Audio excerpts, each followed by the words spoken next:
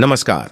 आपका स्वागत है शक्ति ज्ञान में। दोस्तों, जो व्यक्ति दान धर्म नहीं करता है उसके साथ क्या होता है, इसके बारे में जानने के लिए आपको पद्म पुराण की इस कथा को अवश्य सुनना चाहिए।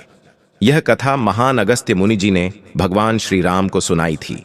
इस कथा में दान का महत्व बताया गया है और जो व्यक्ति दान धर्म नहीं करता है उसे कौन सा दंड मिलता है, इसके बारे में बताया गया है। इस कथा को पूरा जरूर सुनना चाहिए। इसे सुनने मात्र से ही मनुष्य को दान का फल प्राप्त होता है। तो चलिए शुरू करते हैं। त्रेता युग की बात है। उस समय एक बहुत बड़ा जंगल था। उस जंगल का आकार 100 योजन था, लेकिन उस जंगल में कोई भी पशु और पक्षी नहीं रहते थे। केवल वृक्ष और पेड़ पौधे ही थे। कोई भी पशु उस जंगल की तरफ नहीं जाता था, लेकिन उस जंगल के मध्य भाग में एक 4 कोस लंबी झील थी और केवल उसी झील में हंस बड़ा तथा अन्य पशु पक्षी रहा करते थे।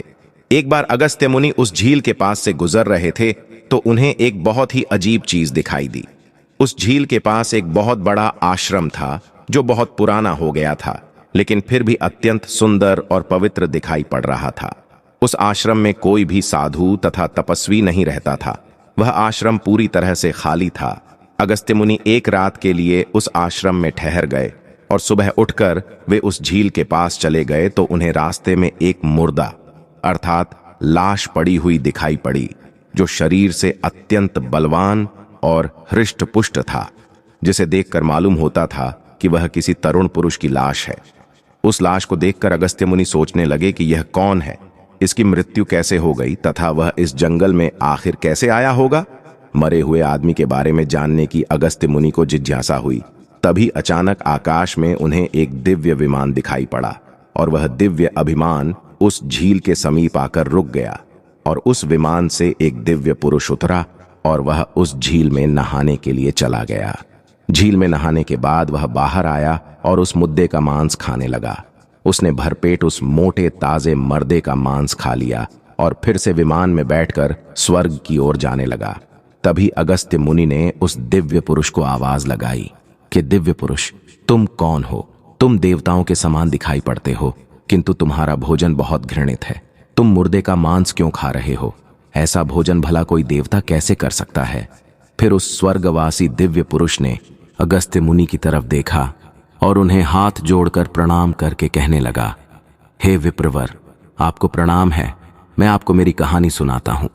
पूर्व काल की बात है। विदर्भ देश में मेरे महायशस्वी पिता राज्य करते थे। वे वसुदेव के नाम से तीनों लोकों में प्रसिद्ध थे और परम धार्मिक व्यक्ति थे। उनकी 2 पत्नियां थीं।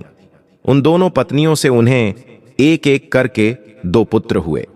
मैं उनका सबसे बड़ा बेटा था। लोग मुझे श्वेत के नाम से जानते थे और मेरे छोटे भाई का नाम सूरज था। पिताजी की मृत्यु के बाद मुझे विदर्भ देश का राजा बना दिया गया और वहां सावधानी के साथ राज्य चलाने लगा।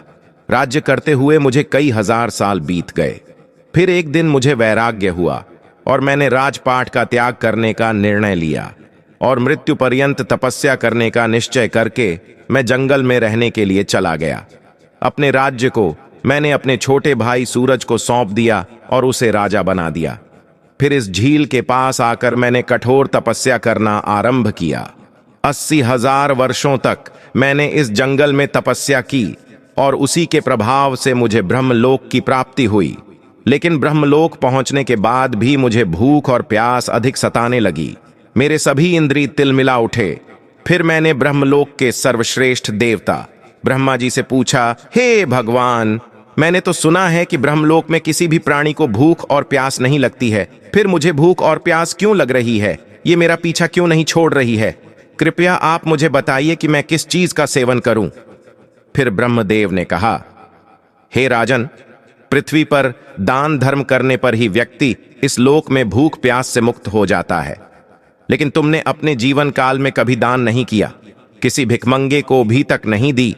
तुमने राजमहल में रहकर भी द्वार पर आए अतिथियों को भोजन नहीं दिया। इसी कारण से तुम्हें यह पाप लगा है। इसीलिए तुम्हें ब्रह्मलोक में भी भूख और प्यास का कष्ट उठाना पड़ रहा है। जीवित रहते हुए तुमने अनेक प्रकार के आहारों का अकेले ही सेवन किया है। अनेक प्रकार के पकवान तुमने अकेले ही खाए हैं, दूसरों को नहीं दिए हैं, जिससे तुम्हारा शरीर बलवान बन गया।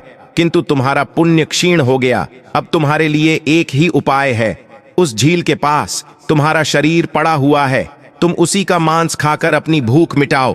ब्रह्मा जी द्वारा इस प्रकार से कहने पर राजा ने कहा, हे प्रभु, अपने शरीर का भक्षण कर लेने के पश्चात मेरा क्या होगा? उसके बाद मैं क्या खाऊंगा? मेरे खाने के लिए कुछ भी शेष नहीं रहेगा।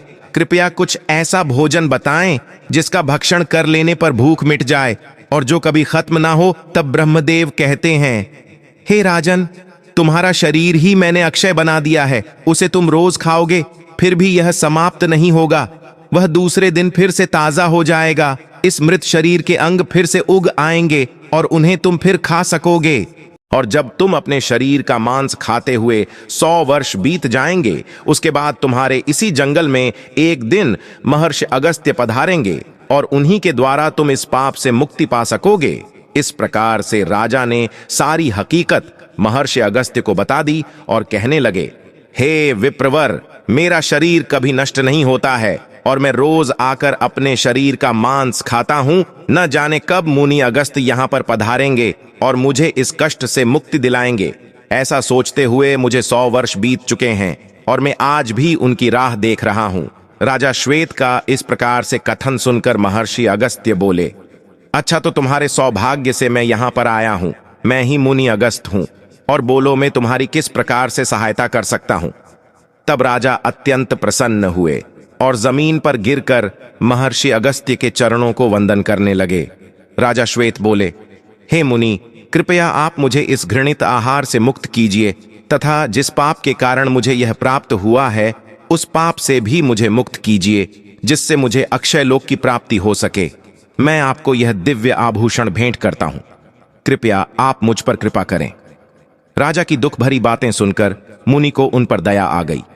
जैसे ही राजा ने वह दिव्य आभूषण महर्षि अगस्त्य के हाथ पर रखा, उसी समय उनका मृत शरीर अदृश्य हो गया और वे उस पाप से मुक्त हो गए।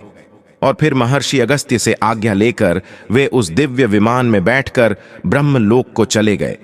इस प्रकार से उस राजा श्वेत को दान न करने के पाप से मुक्ति मिली। तो दोस्तों, इसीलिए प्रत्येक मनुष्य को अपने जीवन में दान धर्म अवश्य ही करना चाहिए। दान करने से ही मोक्ष की प्राप्ति होती है। दान न करने पर मनुष्य को स्वर्ग लोक भी मिल जाए तो भी उसकी आत्मा को मुक्ति नहीं मिलती है। स्वर्ग में रहकर भी उसकी आत्मा को कष्ट भोगने पड़ते हैं। आपको यह कथा कैसी लगी, कमेंट करके जरूर बताएं। जानकारी अच्छी लगी तो वीडियो को लाइक जरूर करें, साथ ही चैनल को सब्सक्राइब करें।